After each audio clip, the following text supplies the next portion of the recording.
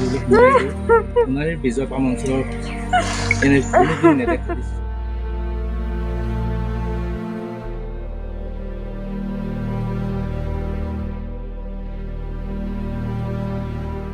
বানে ধৰা চৰাইদেউৰ যি সদৰ সোণাৰী কাষৰীয়া যি বিজয়পাম অঞ্চলত এই মুহূৰ্তত উপস্থিত আছো। আৰু আচলতে পাতনি দীঘল নকৰো, বেছি কথা আচলতে কোৱাৰ প্ৰয়োজন নাই। পোনপটীয়া দৃশ্য দেখুৱাম, কি ভয়ংকৰ দৃশ্য। আচলতে এটা ঘৰ সম্পূৰ্ণৰূপে যা গৈছে বানত। আৰু এই গৃহটো আচলতে যিসকল যিটো পৰিয়াল আছে, এই পৰিয়ালটো আছিল মাত্ৰ এগৰাকী মহিলা আৰু দুটি কেঁচুৱা সন্তান। এই যি দুটি কেঁচুৱা সন্তানক আচলতে বুকুত বান্ধি বানৰ বিভীষিকাময় পৰিৱেশৰ মাজত আচলতে দুটি সন্তানক বুকুত লৈ এগৰাকী মহিলা আচলতে প্ৰাণ ৰক্ষাৰ বাবে অপ্ৰাণ চেষ্টা কৰিছিল। আৰু আমি দৃশ্যসমূহ মহিলাগৰাকীৰ ওচৰলৈ যাম, তেওঁৰ লগত কিছু কথা পাতিবলৈ যত্ন কৰিম। বাইদেউ, আপোনাৰ ওচৰলৈকে আহিছো। আপোনাৰ দেখিছো সম্পূৰ্ণ যা গৈছে, হৃদয় বিদাৰক দৃশ্য এই মুহূৰ্তত। আচলতে কি হৈছিল নিশা, আচলতে গোটেই কথাখিনি কওকচোন। নিশা মই মানে 12টা বজাৰ পিছত 12টা বজালৈকে আছিলো ঘৰত। 12টা বজাৰ পিছত মানে মই দেখিলো যে পানী সোমাই গ'ল, ইফালৰ পৰা সোমাইছে এইফালৰ পৰা সোমাইছে। তেতিয়া ভাবিলো যে মই ইয়াত থাকিবলৈ নোৱাৰিম বুলি।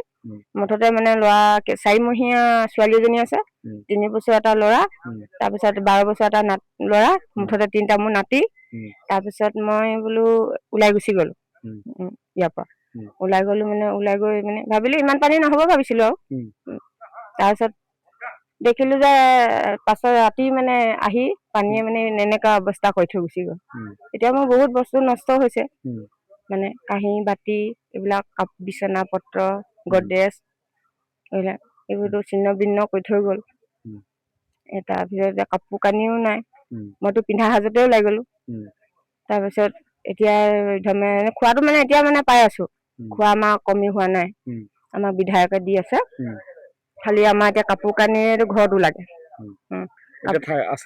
আমি এতিয়া আছো এঘৰ মানত থাকিলো। তাৰ পৰা আঁঠুৱাৰ লগত কাজিয়া হ'ল, মই আঁঠুৱা চাঠুৱা একো নিব নোৱাৰিলো। তাৰপিছত তাৰ পৰা আহিলো আকৌ বেলেগ এঘৰ মানুহত এতিয়া আছো। তাতো কালি 2জনমান বোৱাৰীৰ লগত আঁঠুৱা বিষয় লৈ কাজিয়া হ'ল। আঁঠুৱা বিষয় লৈ এতিয়া মানে আঁঠুৱাখন ক'ত পাম। এতিয়া মোক মানে এতিয়া কেঁচুৱাজনীৰ কাৰণে মানুহে নিজে নলৈ আঁঠুৱাখন দিছে।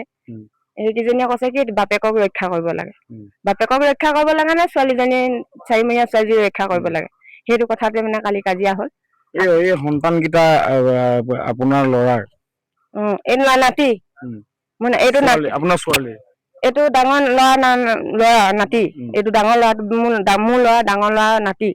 তাৰপিছত সেই দুটাও মাজু ল'ৰাটোৰ ভাগৰ নাতি, এজনী ছোৱালী এটা ল'ৰা, 3টা। মাকে এৰি থৈ গুচি গ'ল বেংগলৰলৈ, 4মহীয়া ছোৱালীজনীক এৰি থৈ গুচি গ'ল বেংগলৰলৈ। কি কাৰণে গ'ল কি কথা নাজানো। এতিয়া মই চাই আছো, এতিয়া এমাহ হৈ গ'ল।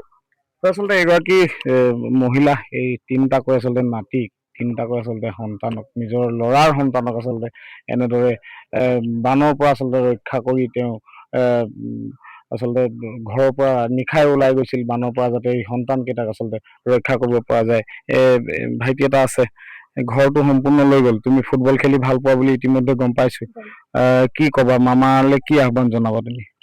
মামাই আমাক ঘৰ দিব লাগে আৰু কিতাপ পত্ৰ, আৰু আমাক ঘৰটো বনাই দিলে মামা, আৰু কিতাপ পত্ৰ, ইউনিফৰ্ম সেইবোৰ দিব লাগে। তোমাৰ খেলা বস্তুবোৰ চব গ'ল।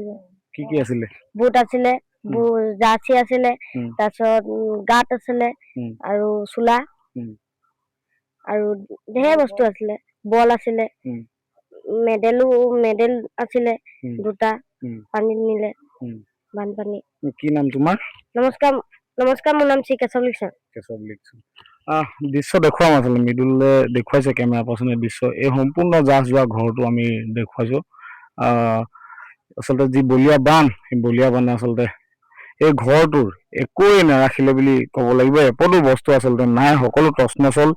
কোনো বস্তু আচলতে পৰিয়ালটোৱে ৰক্ষা কৰিব নোৱাৰিলে। মাত্ৰ সেই যি মহিলা, এই মহিলাগৰাকী আচলতে সন্তানৰ সেই যি কণমানি কেইটাক লৈ পেলাই আচলতে নিজৰ প্ৰাণ ৰক্ষা কৰাৰ অপ্ৰাণ চেষ্টা চলালে এইগৰাকী মহিলাই। আৰু অৱশেষত আচলতে সেই তেওঁ কণমানি কেইটা আচলতে প্ৰাণ ৰক্ষা কৰিবলৈ সক্ষম হ'ল।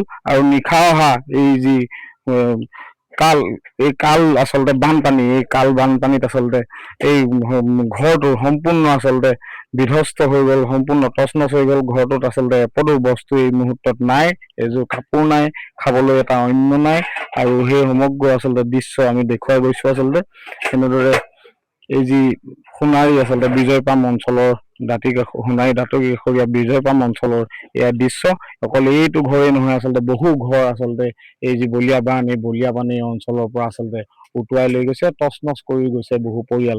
আমি এই অসম লাইভৰ যোগেদি আচলতে আহ্বান জনাম, আমি জিলা প্ৰশাসনৰ আহ্বান জনাম, চৰকাৰৰ আহ্বান জনাম, যাতে এই যি দুৰ্ভগীয়া পৰিয়াল, এই পৰিয়ালসমূহৰ আচলতে অতি শীঘ্ৰে তেওঁলোকৰ কাষত আহি উপস্থিত হয়। তেওঁলোকৰ যি ঘৰ, এই ঘৰ আচলতে তেওঁলোকৰ পুনৰ মেৰামতি কৰাৰ বাবে আচলতে জিলা প্ৰশাসন বা চৰকাৰে ব্যৱস্থা গ্ৰহণ কৰে।